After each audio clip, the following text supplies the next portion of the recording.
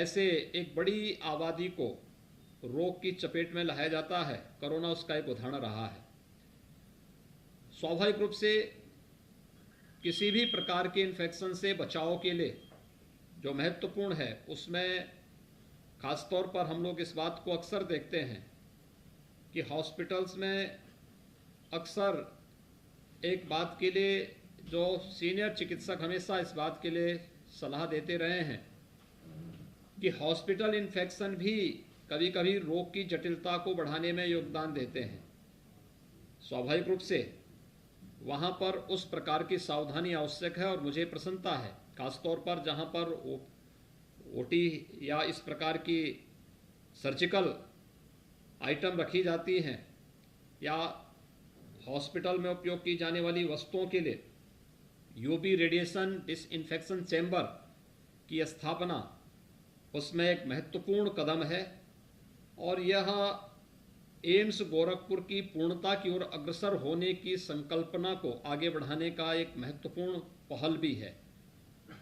मुझे प्रसन्नता है कि आज एम्स गोरखपुर में अध्ययनरत छात्र छात्राओं के लिए वार्षिक खेलकूद की प्रतियोगिताओं के कार्यक्रम का भी शुभारंभ हो रहा है।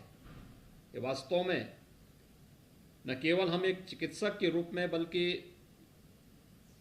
अपने खेलकूद के माध्यम से स्वयं के शारीरिक स्वास्थ्य को ध्यान में रखते हुए इन गतिविधियों का हिस्सा बन सकें, यह प्रत्येक नागरिक के लिए आवश्यक है। और अगर एक चिकित्सक स्वयं खेलकूद के या सांस्कृतिक कार्यक्रमों का हिस्सा बनता है तो इस समाज के लिए भी प्रेरणादायी होता है। और वैसे भी आज के समय में हमारे लिए इतना भी इसलिए भी महत्वपूर्ण है क्योंकि अभी हाल ही में टोक्यो ओलंपिक में इस वर्ष भारत का जो खिलाड़ियों का प्रतिनिधिमंडल गया था, अब तक का सबसे बड़ा प्रतिनिधिमंडल गया था और सभी ओलंपिक्स में अब तक का सबसे अधिक मेडल भी भारतीय खिलाड़ियों ने अब तक अर्जित किए हैं। यह वर्ष देश की आज़ादी का अमृत महोत्सव वर्ष है। अमृत महोत्सव वर्ष के अवसर पर सरकार ने भी निर्णय लिया है कि हर एक जनपद में हम अच्छे और उत्कृष्ट खिलाड़ियों को सपोर्ट करें, उनका सम्मान दें।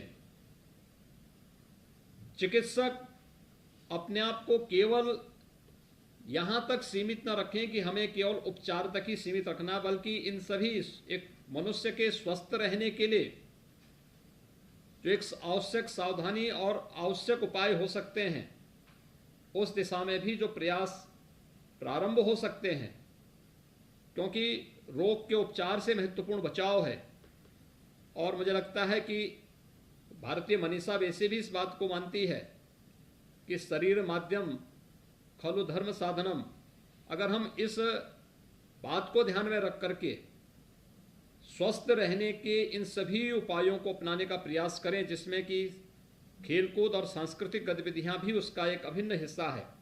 अगर खेलकूद की गतिविधियां शारीरिक रूप से हमें स्वस्थ रखती हैं तो सांस्कृतिक गतिविधियां हमें मानसिक रूप से स्वस्थ रखने में बड़ी अत्यंत सहायक होती हैं। मुझे प्रसन्नता है कि साप्ताहिक कार्यक्रम एम्स गोरखपुर के प्रगति की एक नई मिसाल प्रस्तुत करेगा।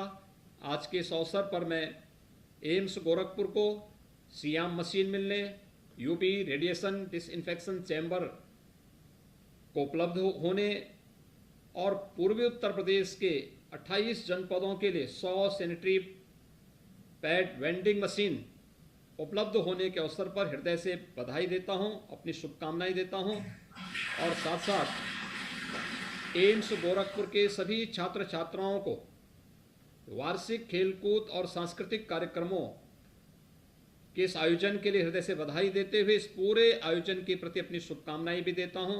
धन्यवाद। जय हिंद।